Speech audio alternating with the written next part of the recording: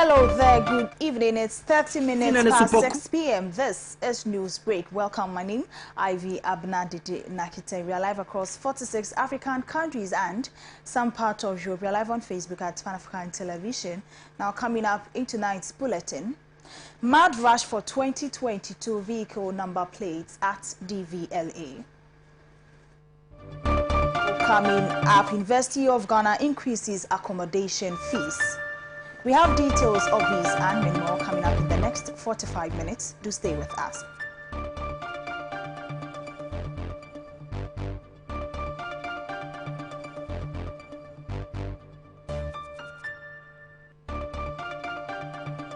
Thanks for choosing to stay with us. This is Newsbreak here on Pan-African Television with me, Abena, Dede, Narkie. The news in detail.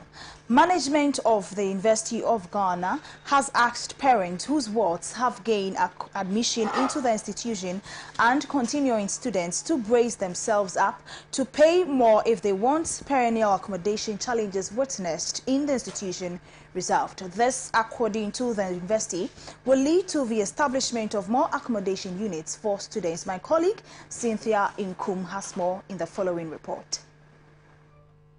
In a media engagement, the university's head of course, Dr. Wiafia Akington, noted that the low accommodation fees charged at the university was woefully inadequate to cover accommodation expenses. He indicated that the university, for this reason, was unable to generate enough funds to start new projects on campus. Let's take the new Vikings building, that is Sabah. I'm told that 2 in a room is 7,000 and they were oversubscribed. Sometimes you ask students to pay more, you ask parents to pay more, and it becomes like we are going on a looter. And I think that if we continue to pay this 510 per semester for traditional halls, we are not going to make much progress. So my appeal is that in as much as we understand that our pockets are not enough, since education is important, we need to concentrate on that and be willing to pay more so that existing facilities could be not only improved and enhanced, but probably to help us to put up new ones. However, students are not happy with the increment of the fees. According to the students, they were paying almost 1,300 Ghana cedis per semester. The adjustment to around 3,080 Ghana cedis. According to one student leader, it's unbearable. Charlie is very critical, you know, Legon, especially. It's like almost every year there is an increment in intake of students. So this year is another one, and last 2 semesters was a modular system where they spread out the semester, you know, by reducing the number of weeks, and they try to divide us into badges, okay? So 100 and 400 and 300 and 200. So they spread out the accommodation, so that was okay. So by this new academic year, all of us are coming together, so it's a very, very critical and yeah. Okay, so as a last semester, how much were you paying?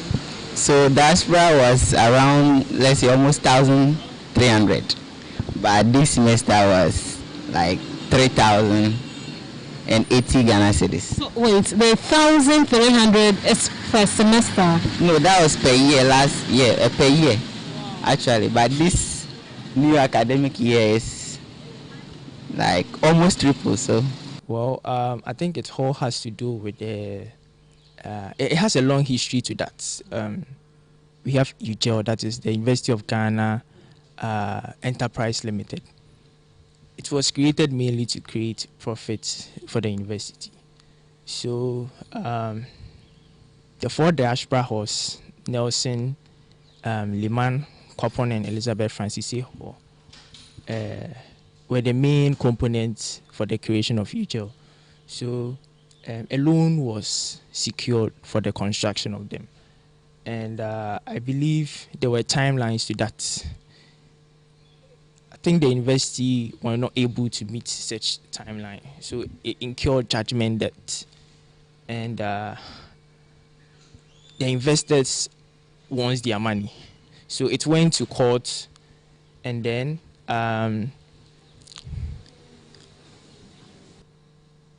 it went in the favor of the investors. So as of now, the prices has really increased because the investors want their money, and then the university don't also have money, so they have to, right now students have to bear the consequences. So looking at 18-19 academic year, these halls used to pay 1,245 for the entire academic year. With the modular system, students paid $820 per semester. So if you calculate, each semester, we will get somewhere like 1,600. Yes. So with that, and looking at this academic year that we are supposed to, because it was 820 because we were going for 6 weeks. So they calculated the number of weeks we spend in school, and that led to that amount. So currently, students are paying 1,490 per semester, which in previous years it used to be for the entire academic year because of this issue, as I earlier submitted. So this whole price increment is as a result of the loan that was incurred in the construction of these buildings. And I think some traditional halls too has increased a little bit, all because of this. So as to 2019, 2020, how was the price like? 2020, 2019, that was the COVID era. So we are doing the modular system where hundreds and 400s will come, and then 200s and 300s will also come. So with that, since it was a modular system, we're having 6 weeks per semester. So with that, they calculated the number of weeks that we spend on campus, and they charge us based on that. So it was $820 per semester. Yes, we had discussions on this, and management assured us that it was a necessity that had to be made, right? As he said, UGL owns the diaspora halls, so that's calls for increments. But they've also claimed ownership of some of the annexes of the traditional halls because those annexes were used as collateral. So since they weren't able to pay the debt, they had to take over for that, and there's an increase on that line also. So you have a traditional hall, for instance, like Mesa Saba Hall. Students are paying 427 cedis a semester, but students from the Annex C and Annex D are paying 618 because those annexes have been privatized. Same for Lego Annex and Kwapo Annex also, right? Because those annexes have been privatized. Same with the UGL hostels, diaspora, we are also paying more. It's sad. It's really sad because others are complaining. Right now, accommodation, looking at rooms available as compared to students available, it's not almost the same. There's a huge gap, right? There are more students than rooms available. So students are able to pick rooms, the ones available. They end up picking rooms at diaspora, the ones owned by UGL, right? They get the rooms and they can't pay. They can't pay for the rooms. But if you choose, you don't have the luxury of choice. If you decide to choose a traditional, you may not get it, right? Because it's sort of a rush. So if you get to diaspora, you can't pay for it, and you have to find off campus or go home or sell it, which is illegal though. Students can't pay. Even though it's a per semester, you can't pay. Some students at the traditional hall have this to say. For traditional halls, there hasn't been that much of a hike. I can't say for the diaspora, to my knowledge, they have experienced a little bit of an increase, but for Commonwealth per se, I would say we've not really had an increase in fees because it's just 427%. So for a year, it's like 854 for a year. That's for people, the continuing students who already had the hall prior to this year. In Ghana, road crashes contribute to the leading causes of death. Now, according to the National Road Safety Authority, although stringent measures were put in place to curb the carnage, the situation seems to be getting out of hand. Makiza Michelin Latifa has more in the following report. Crashes cost most countries about 3% of their gross domestic product. In 2021, Ghana recorded a colossal 15,972 crashes, the most of any year in the country's history. Statistics provided by the National Road Safety Authority indicates that a total of 10,381 commercial vehicles were involved in road crashes last year, with 7,295 sustaining injuries, while 997 lost their lives. A total of 11,668 private vehicles were also involved in road crashes, claiming the lives of 661 people and injuring 3,627 others. Motorbikes were not left out. 6,103 cases were recorded. 2,099 sustained various degrees of injuries, while 831 succumbed. A total number of 15,972 road crashes were recorded in 2021, with 2,924 deaths nationwide. According to the Director of Planning and Programming at the National Road Safety Authority, Engineer David Osafu-Adonting, the statistics for 2021 was unprecedented. When we compared the situation to 2020, we saw that 2021 wasn't particularly a good year for us at all, or for National Road Safety Authority, and for that matter, the entire country. Judging from the statistics that we have currently, 2020 was an election year. So there was every justification to suggest that the figures may go up. If I compare to the previous years, election years, statistics indicate clearly. But 2021 wasn't an election year.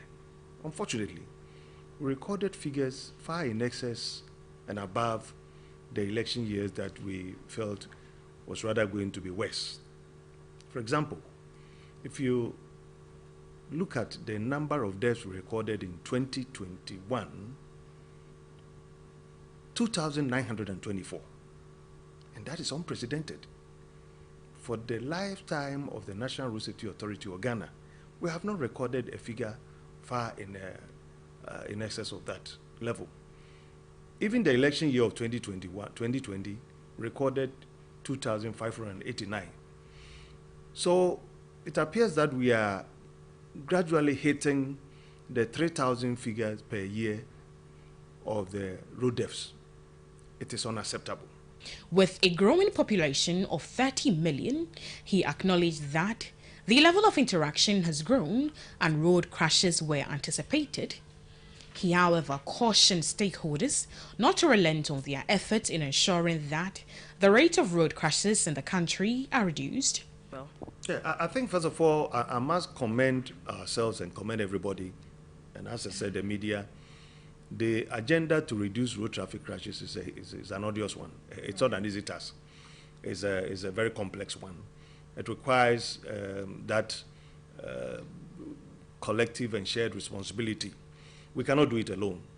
And I must say that without what we were doing, or we have been doing all this while, I'm sure the situation would have been worse. So I must say that somehow we have made some achievements.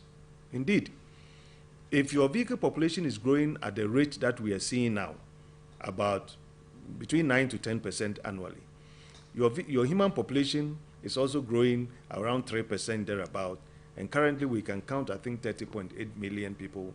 The level of interaction will grow. For example, if you hit the commercial passenger travel services, now, much as the transport operators are beginning to understand and appreciate what we do, government, in its own wisdom, has also now empowered the National Road Safety Authority.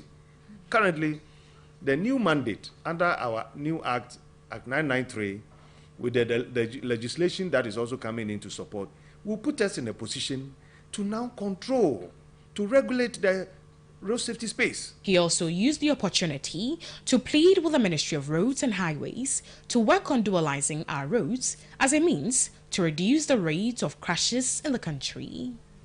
We are advocating that the Ghana Highway Authority, Department of Urban Roads and Feeder Roads, they are in charge of the roads. The roads must grow in length and in space. I think government is making a lot of efforts to dualize our highways, and it's a step in the right direction.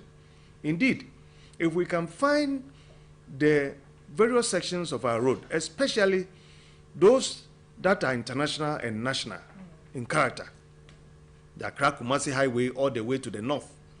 The Accra through Kasua, Winneba, Cape Coast to Takoradi, and this one through Aflao, from Accra Tema to Aflao, and then to Akosombo. I think these are roads that we record a lot of crashes on. I must say the notorious road sections. It is important that we begin to take steps to open them up so that the kind of crashes we record, especially those ones that have to do with head-on collisions, can be eliminated.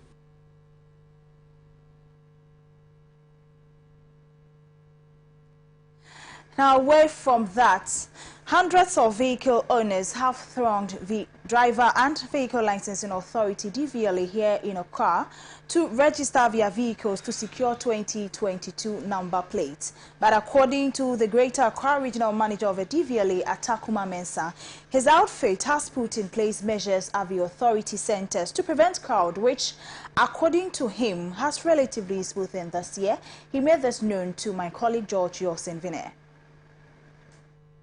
642 motorbikes and 4,000 private and commercial vehicles registered as at Monday, January 12, 2022. The regional manager urged the public to take advantage of his personal contact, which has been made available to the general public, to report any inconvenience they might go through to help do away of Goro boys or middlemen for car registration. Yes, the pressure hasn't reduced. It's been managed, in such a way that people are not agitating, if I may put it that way. And if you look at the system that we deployed, last year we tried to learn from last year's experience. This year, what we have done differently is to deploy, various points of service where people can go for to access our service with ease. As at yesterday, we've registered in excess of 4,000 vehicles. Private and commercial, excluding a motorcycle. Motorcycle alone registered close to 647. So if you put all together, we are in the range of 4,700 vehicles. And still counting. And still counting, yes. Like I said, what we are doing to, make the lives of our clients better, is to set up more, point of service. And then you realize my staff this time around too, they are easily identifiable. People are in either DVLA jacket or they are in DVLA Lacoste or tag.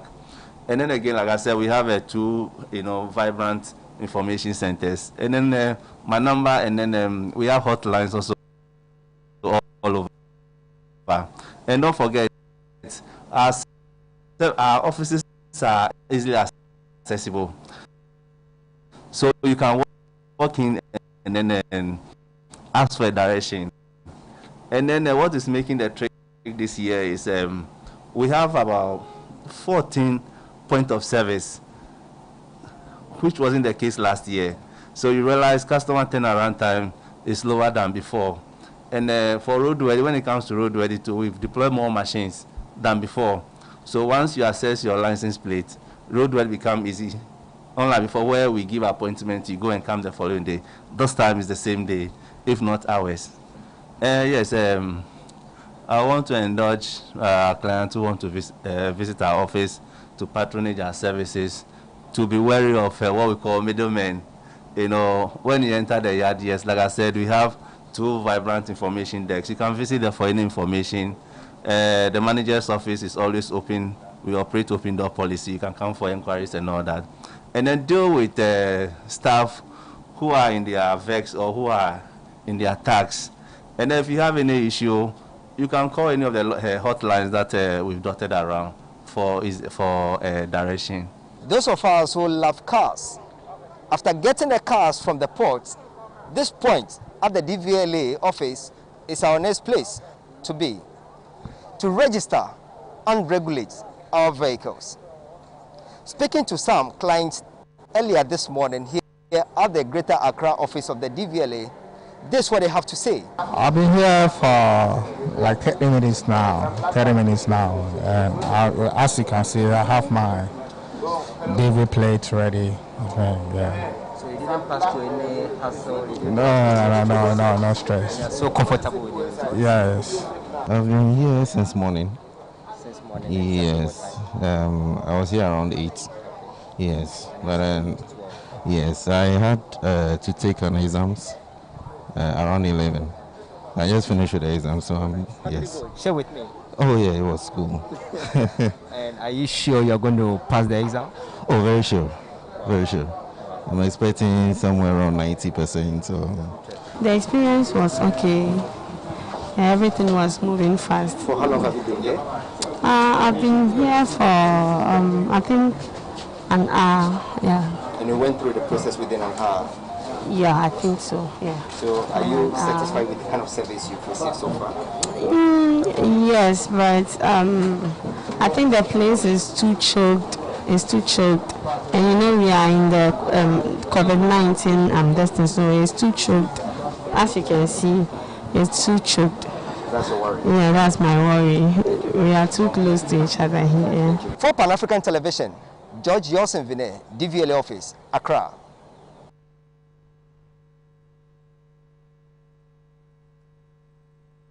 You're watching Newsbreak. Let's go for a quick breather. We'll be right back.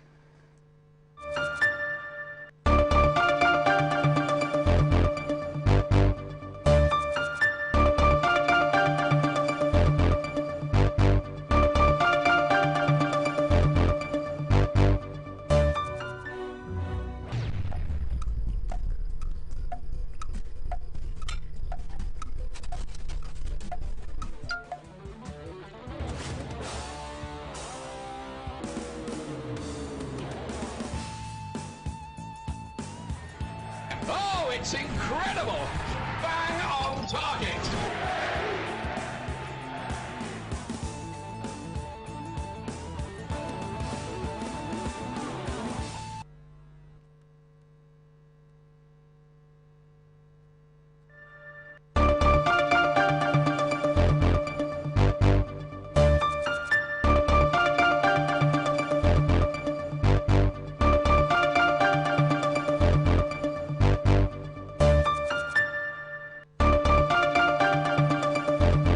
Thank you for choosing to stay with us. If you just tuned in, this is Newsbreak here from our studios here, 48 Swanika Street, Abelempe, Accra, Ghana. This is Pan-African Television.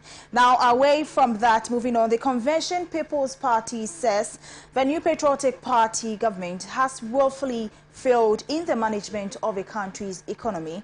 According to the CPP, government's abysmal performance deserves to be scored an F9. Now, they stress that apart from the haphazard implementation of the free senior high school policy, government has not achieved anything significant. Naya Jantoa is the General Secretary of the party. I was going to grade them F9. Abysmal. Apart from free senior high school, what can you say categorically that they've been able to do? A free senior high school is an enchromized CPP ideology, a CPP program, and they have not implemented it well. An excellent program not implemented well, because you see, everything that they do it in a rush, they do it in an ad hoc manner. Before you implement a program like free SHS, you should pilot it. You should even find out how much money am I going to spend. You see, when I finish with the first phase, then the second phase will come. You see, they started with the third years. And when the third years went, then it came to the second, then the first year, then now they are doing everything. What is it that is so extraordinary? Yes, they are not paying fees, but they are paying more. The parents are paying more in terms of extra classes because of the way they run the shift system that they are running. You have to keep the children busy. So when they come home for that 3-4 months, you need to do what? Give them extra classes. You need to keep them busy. They are buying more books, more textbooks. so that the children will be able to keep up. Because about 6 months of the year, they are double track, single track, triple track. Every day they have another track with colors, blue, yellow, pink, wine. And the children are at home. I even heard somewhere that most of the girls got pregnant because they were at home.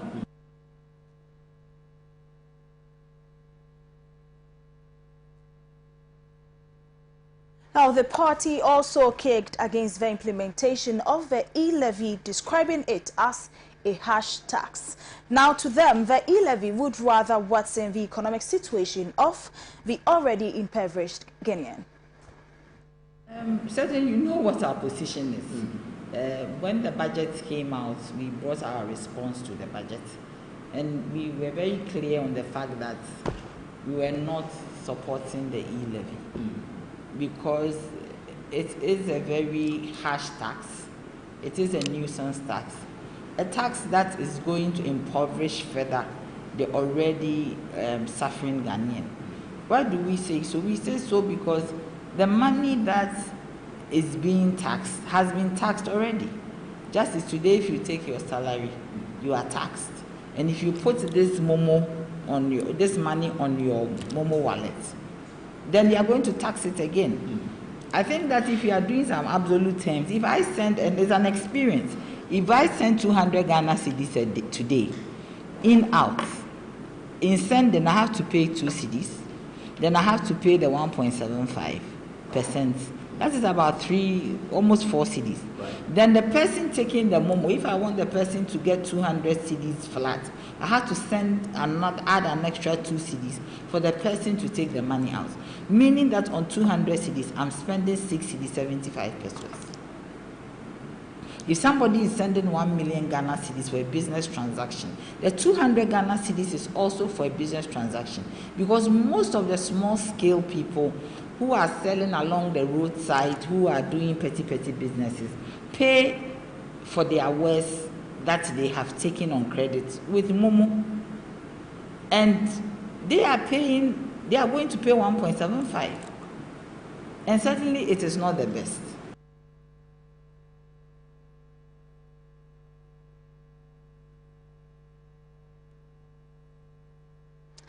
Away from that, let's go straight to the Medina market, where traders have expressed worry about the slow pace of businesses' activities at the market.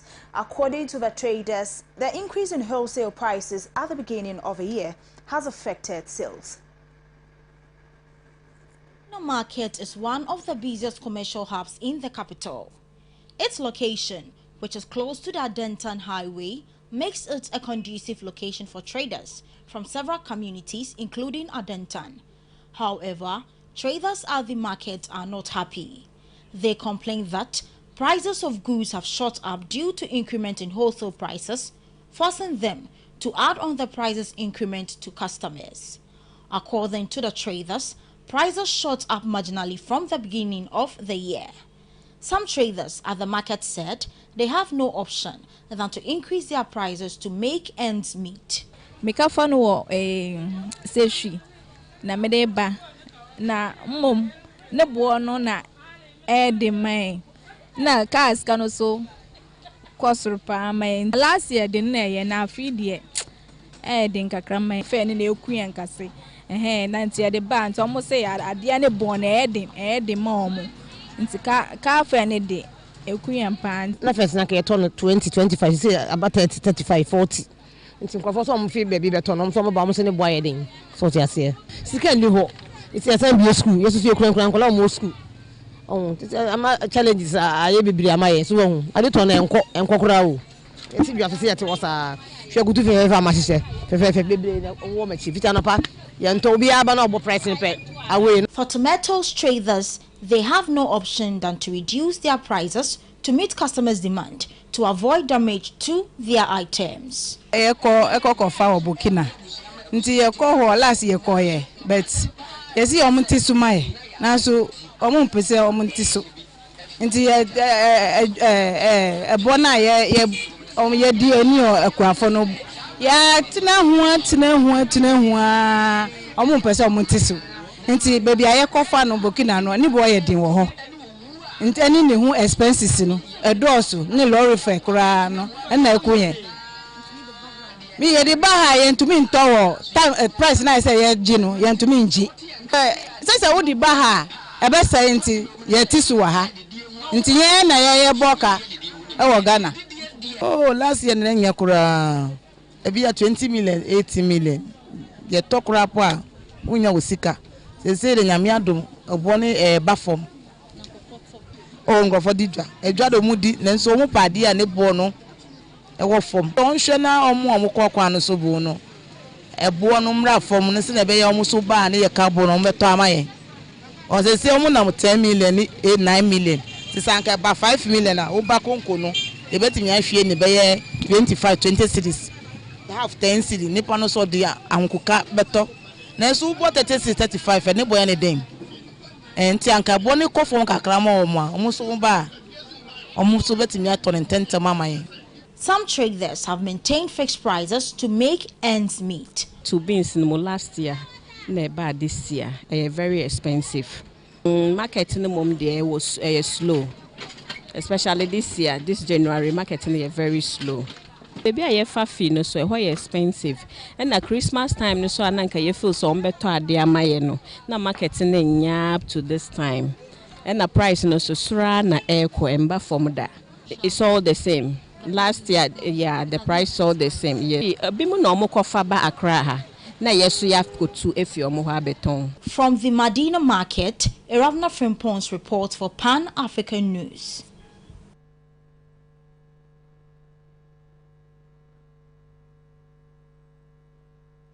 Let's go back to Medina. The Medina Adentan Highway footbridges are located along the N4 highway between Medina and Adentan Highway. This stretch of the highway recorded lots of fatalities in pedestrian knockdown, which triggered a civil revolt when a student of the West African Senior High School was killed on the stretch. Now, this led to the construction of 6 footbridges along the stretch. However, some road users have resorted to jaywalking, bringing back same fears before the construction of their footbridges. We take a look at the disturbing situation. In 2018, there were a number of public demonstrations by the local residents due to a high number of accidents and deaths on Medina Adentan Highway. However, this triggered authorities to fast completion of the footbridge. However, some residents are still not using the footbridge, but rather endangering their lives by crossing the road. We want to find out from some pedestrians why they are still crossing the road instead of using the footbridge. Adentan Medina Highway links several communities in Accra, constructed in 2018. It was to improve road transportation in the Adentan Medina and several neighboring communities. This, however, brought pain to most road users due to the absence of footbridge along the stretch. Several lives were lost. Several calls for the construction of footbridge fell on deaf ears until a student of the West African Senior High School was crushed to death whilst crossing the road. Residents of Adentan and Medina joined forces to demonstrate demanding the completion of construction of abandoned footbridge in the area. However, checks reveal that pedestrians have resorted to crossing the roads using the median at the peril of their lives. Not even sanctions and punishments by authorities are deterring road users from engaging in jaywalking. At Medina, the same attitude was seen with pedestrian crossing from unapproved routes. Some road users at Medina gave reasons, including the absence of street lights around the footbridge, leading to increased activities of robbery on the footbridge. To my own view, it's at times people find it difficult to use the overhead bridge because of health condition. At times some people, and at times some people is because of selfish interest that they are after sharp way of crossing the road instead of using the recommended place. So at times, in my own view, is based on, at times some people is because of health condition, at times people have leg pain, back pain, and all that. So that is why at times some people use that avenue to cross the road, and instead of using the overhead bridge like that. So that is what I can literally say. And the only thing is that me, to my own view, people can only follow the government protocols, and personally, is no matter how you can be able to, even if you put another staircase, let's say a bridge 1, 2, 3 like that, people can still violate it as well. So the only thing is that it's personal discipline, what I can say, because the government is trying to protect the life of people, so that in crossing the bridge it cannot be able to like kills other people's life and property as well. So that is why using the overhead. But even though there is no way you can be able to create another way out, the only way out I can say is just using the overhead bridge. That is the only way I can be able to add up. Yeah. Seriously, I have never encountered such things like that. I did not know anything concerning that. And what I can say is concerning the footbridge, light is all over there. Because government has put a lot of security measures concerning that, like light is all over the place. And you know, at times people can use their own personal things to solve in order to like use that one as an excuse that let them not use the overhead bridge in the night because of some security reason. But I can only see every day, I mean in the night, light is all over. So that is what I can say, because I have never encountered such a situations like that, like security or kidnapping, I mean let's say robbing on this footbridge. I have never encountered such issues. Yeah. Some blame attitude of residents and road users not to use the footbridge despite threats to their own lives. According to Nipa Bebreno, or which is a footbridge in Awadodo. Awadodo na chesene kwano or the atubabi. Ano ye den obe cross the oil na just on the cross ahwe and so me kan cars no so me drive obehu se car tama waju be ba so nye obi na timi cross kwan we bi obehu ana nipa no da na so ha no your friends and junkies na gu ho se be ashawo for any mbema omo ntejai omo atra be careful into omo gu ho na omo cross na normal people no so here say normal obehu no omo so from obehu ana ka ba obi da ho nti ensa footbridge ne de sebi anyansafo no omefa ho say who are you for there anya dia obehu ba kokura osoro car bomb car bomb how many times have I witnessed it? Okay, me say me hu yan so da bia me sister ba ko ye adwuma se car star bomb crofo ha sidem pa na odwin say betimi aye e dey prevent sa okay ade betimi aye say first na o maye no ade say omo ye mfa enkosi end ho ba bia traffic light no say no dey traffic light no so a omo timi cross e normal so blue so a obi agina ho no otwen eno na betimi abo efisa ha nyina so obi abeba be den abekross enam fence ayiwaya nti. Lives are still lost on the Adentan-Madina highway despite the completion of the footbridge. Attempts by authorities to bring sanity along the stretch and improve safety, the situation seems on the reverse. The National Road Safety Authority, meanwhile, seems to be on a collision course with other bodies, including the Ministry of Roads and Highways, as to who has the stamping right to improve safety on the stretch. Pan-African Television is currently monitoring this development and would keep viewers updated. Now moving on, Pressure Group Fix the Country movement has petitioned President Nana Dankwa Akufo-Addo for the removal of the Electoral Commission Chairperson Jane Mensah over the issues of the people of Central Kofi, Akpafu Lolobi and Likwe in the Oti region. The group had submitted a petition of 24 pages and 19 appendixes to President Nana Dankwa Akufo-Addo, invoking the constitutional processes for the removal of the chairperson and deputies of the Electoral Commission.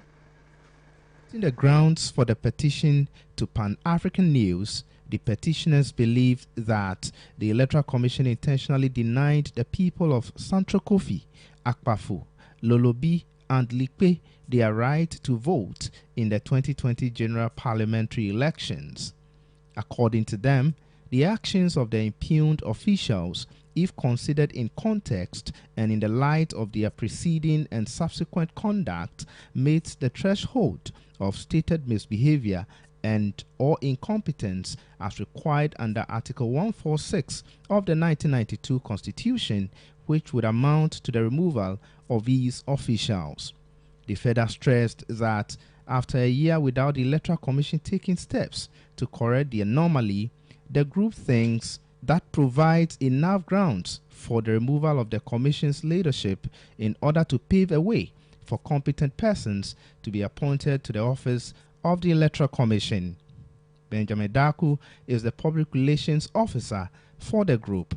Our grounds are that a section of Ghanaians reside in this country have no rep in the House of Parliament, so they don't have anyone to push their wishes, their frustrations, issues that they are facing, challenges, and any other issues that they would like to be on the floor of Parliament or to have a legal head that takes decisions that affect them. They do not have anyone in that house representing them. That is the business.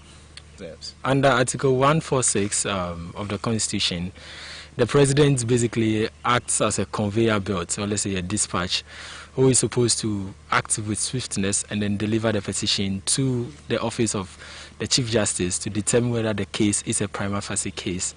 And then we act or go ahead in accordance with our laws to resolve the anomaly that has befallen the people of Sao.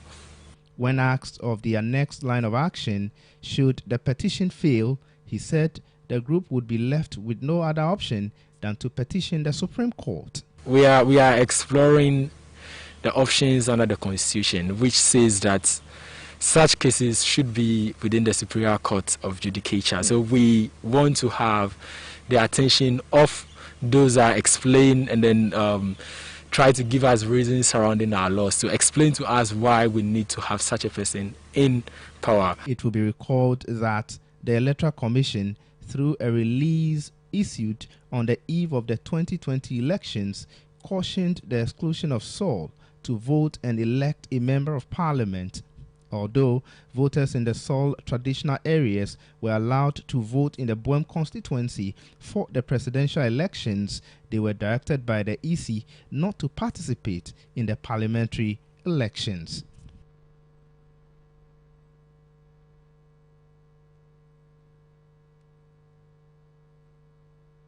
Wrapping up, Palestinian Solidarity activists in Britain scored a crucial victory with the closure of Israel's Elbit Systems arms manufacturing facility in Oldham, Greater Manchester. Now, the news was announced on Monday, January 10, by Palestine Action, a Palestinian Solidarity and Direct Action group that had been waging a campaign against the factory since August 2020.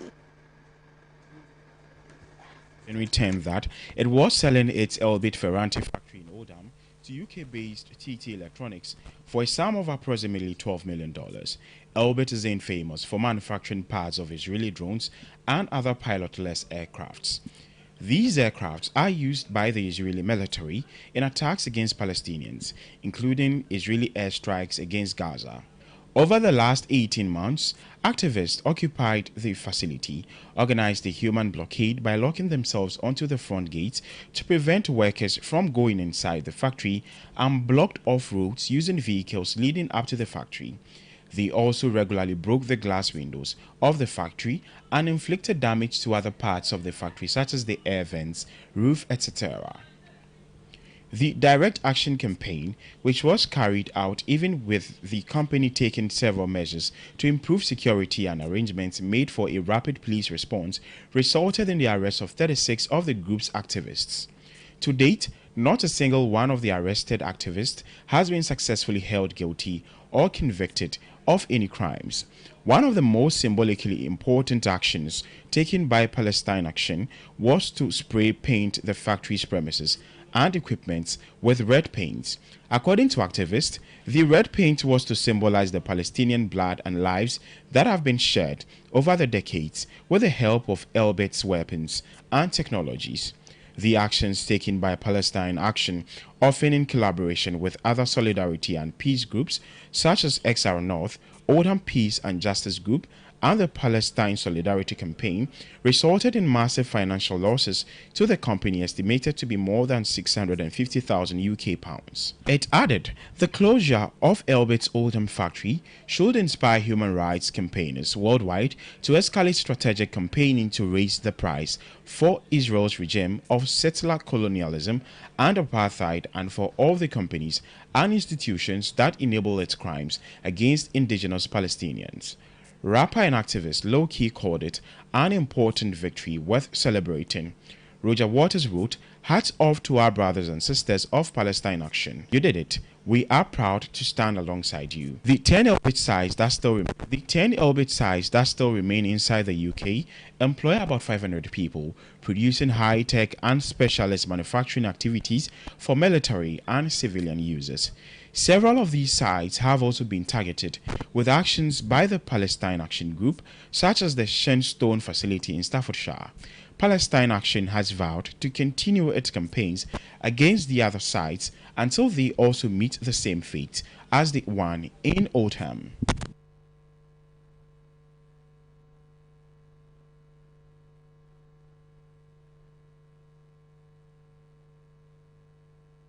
Well, you have been watching Newsbreak here on Pan-African Television with me, Ivy, Abena, Dede, Narkie. We brought you details of these stories and many more live from our studios here, 4820 Street, Accra, Ghana. Follow us on all social media platforms. On Facebook at Pan-African Television, on Instagram at Pan-African Television, and on Twitter at Pan-African Television. Don't miss the couch with Mami Amaprat.